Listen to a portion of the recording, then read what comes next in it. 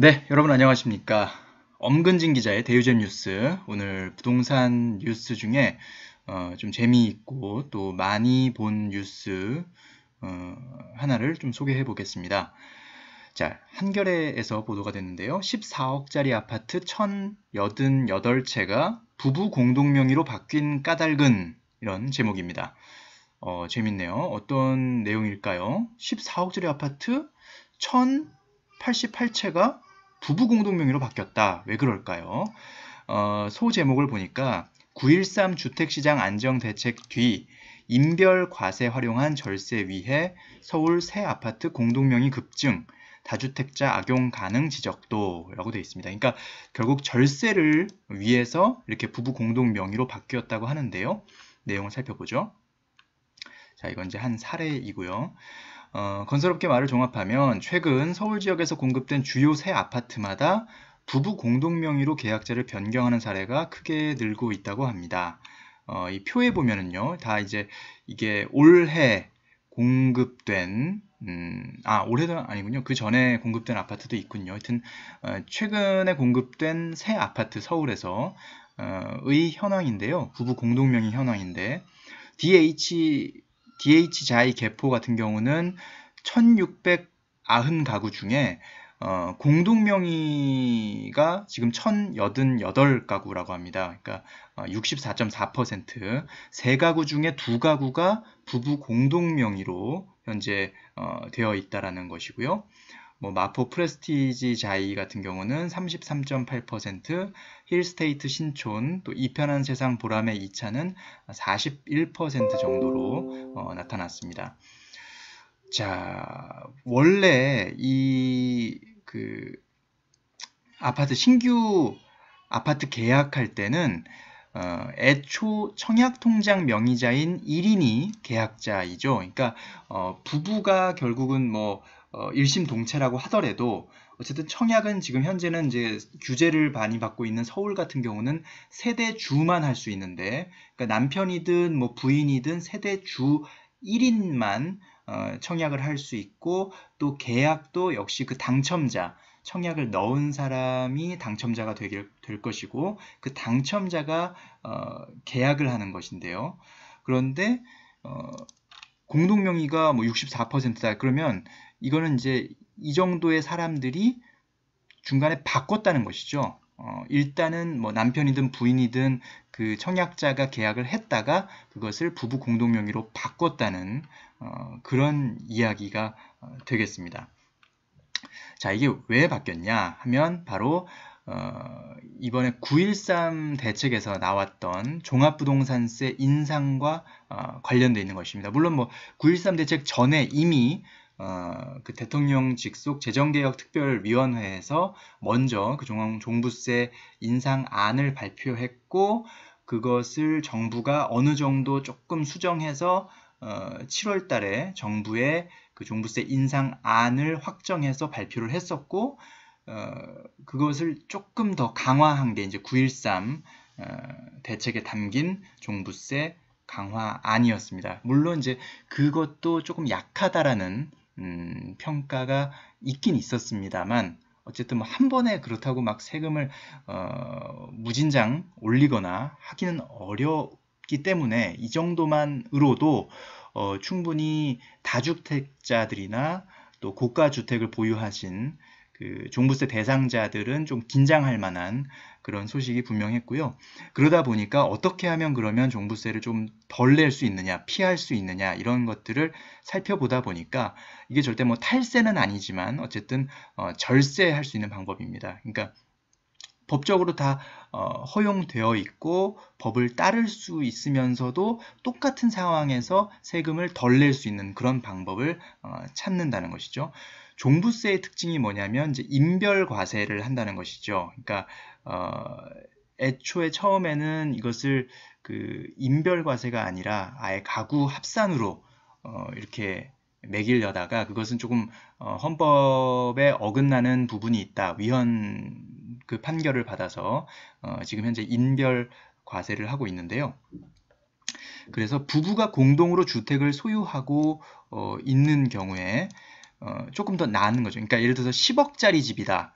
근데 그거를 남편이든 부인이든 한 명이 소유하고 있으면 그 한 명이 10억 원을이라는 엄청난 그 부동산 자산을 갖고 있으니까 너는 그 좀 어느 정도의 그 세금을 내야 된다 이렇게 되는 건데, 만약에 이것을 부부가 공동명의 똑같이 50% 지분씩 소유해서 공동 명의를 갖고 있으면 남편이 5억 원의 자산, 그리고 부인도 5억 원의 자산, 이렇게 1인당 5억 원의 자산을 갖고 있으면 일정 부분에서는 피해갈 수 있는 그런 상황인 거죠.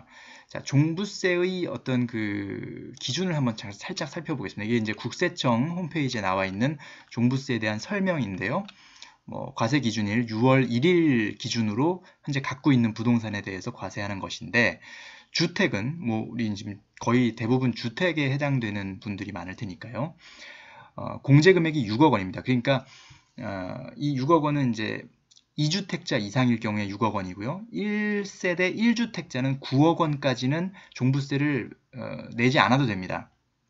그러니까 아까 제가 10억 원짜리 집을 말씀드렸는데, 이 10억 원이라는 것도 시세를 말씀드리는 것이 아니라, 그러니까 시장에서 거래되는 가격을 말씀드린 게 아니라 공시가격, 정부에서 이 집에 대해서 매기고 있는 가격을 말하는 거죠. 세금의 기준이 되는 공시가격을 기준으로 했을 때 1세대 1주택자는 9억 원까지는, 9억 원 집까지는 종부세를 물리지 않겠다.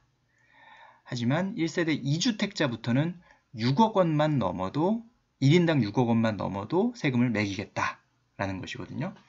그러니까 똑같이 1주택자임에도 부부가 공동명의로 갖고 있으면 그 1인당 금액을 따지는 겁니다. 이건 인별과세라고 했으니까요. 그렇기 때문에 쉽게 말하면 이 6억 원이라는 게 곱하기 2를 하면 12억 원이지 않습니까? 그러니까 12억 원까지는 1주택자도 결국은 종부세를 피할 수 있다는 얘기입니다. 부부가 공동명의를 하고 있을 경우에.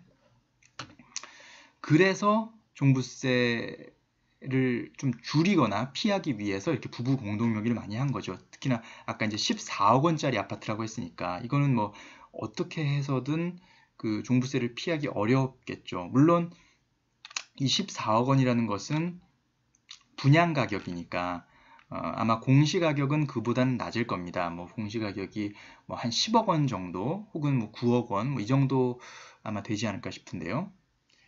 정확한 건 아닙니다만, 어쨌든 그럴 경우에는 부부 공동명의로 하면 예를 들어서 10억 원이다. 공시가격이 10억 원이다. 그러면 부부 공동명의로 하면 남편 5억 원, 부인 5억 원이니까 아까 인별 6억 원을 넘지 않지 않습니까? 그러니까 이들한테는 종부세가 과세되지 않는 겁니다. 그런데 만약에 그것을 남편 혼자, 부인 혼자 소유했다면 10억 원이니까 1세대 1주택자라도 9억 원을 넘으면 종부세를 내야 되기 때문에 그 9억 원을 넘는 1억 원 부분에 대해서는 어떻게든 종부세를 낼 수밖에 없는 그런 상황인 것이죠. 그래서 부부 공동명의로 많이 바꿨다. 이렇게 그런 트렌드가 있다라고 보시면 되겠고요. 자, 그래서 전문가들도 1주택자뿐만 아니라 다주택자도 이렇게 공동명의로 부동산을 보유하면 상대적으로 절세 효과가 커질 수 있다. 이렇게 얘기를 하고 있습니다.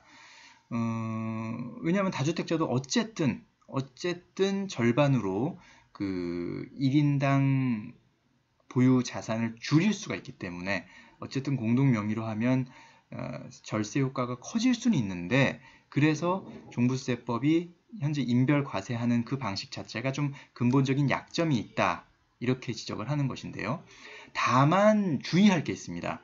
다만 주의할 게 있는 게 뭐냐면 기존 주택을 공동명의로 바꿀 때, 그러니까 아까는 그 아직 다 지어지지 않은, 준공되지 않은 새 아파트일 경우에는 일단 계약자가 어떤 절차를 거쳐서 명의를 바꿀 수 있는 그런 절차만 거치면 되는데, 기존 주택, 이미 살고 있거나 뭔가 지어져 있는, 준공되어 있는 주택을 공동명의로 바꾼 때는 증여세를 경우에 따라서 내야 될 수도 있고요. 또 취득세는 이거는 증여세는 피하더라도 취득세는 꼭 내야 되는 겁니다. 그러니까 어쨌든 남편 명의든 부인 명의든 한쪽의 명의에서 다른 한쪽으로 일정 부분이 넘어가는 과정에서 그 넘어가는 금액이 너무 크면 부부간 이제 증여세 공제 한도가 6억 원인데요. 10년간 6억 원인데 그걸 넘어가면 그 넘어가는 부분에 대해서 또 증여세를 내야 되고요.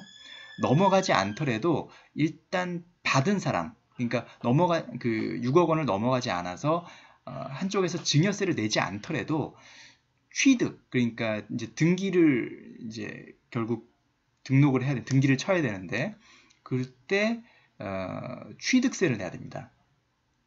그러니까 어쨌든 남편이든 부인이든 이 자산을 새로 이제 취득한 게 되니까 자신의 명의를 취득한 게 되기 때문에 그 취득하는 부분에 대한 취득세를 부담해야 되는 게 이게 또 만만치는 않아요. 예, 요즘 뭐 서울 아파트 막 평균이 7억이라고 하니까 그거의 절반인 3억이라고만 해도 취득세가 아마 제가 지금 정확히 숫자가 갑자기 기억이 안 나는데 어쨌든 그게 뭐 1,000만 원 가까이 될걸요? 수백만 원, 1,000만 원 가까이 될 것 같은데 예. 그러니까 그렇게 내야 되는 그럼에도 불구하고 그게 유리하다고 생각하면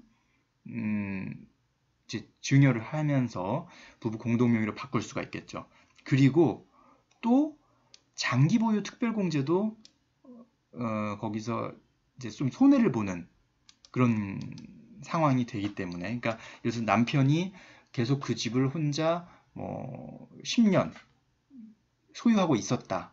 근데 그걸 일정 부분 부인한테 넘겨줬다. 그러면 부인은 그 절반에 대한 지분에 대해서는 그날부터 넘겨받은 날부터 이제 보유한 게 되기 때문에 이전까지의 그 남편이 유지해왔던 장기 보유에 대한 그 메리트가 떨어질 수 있다는 거, 메리트가 좀 줄어들 수 있다는 거, 그런 부분들을 좀 큰 그림에서 내가 이거를 어떻게 앞으로 뭐 처분 계획이 있는지, 뭐 앞으로 계속 여기서 살 건지, 뭐 이런 것들을 종합적으로 검토해서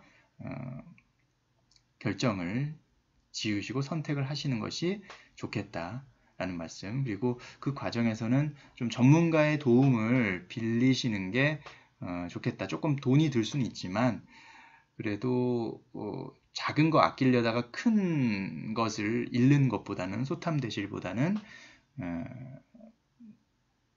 어쨌든 완벽하게 그런 계획을 세우시는 게 좋겠다. 부동산은 워낙 금액이 크기 때문에 거기에 뭐 1%, 2% 세금 내고 수수료 내고 이게 뭐 엄청 부담스럽고 타격이 될 수 있기 때문에요. 그러니까 그런 부분들을 잘 살펴보셨으면 좋겠습니다. 자, 오늘은 14억짜리 아파트 1,088채가 부부 공동명의로 바뀐 까닭에 대해서 살펴봤습니다. 감사합니다.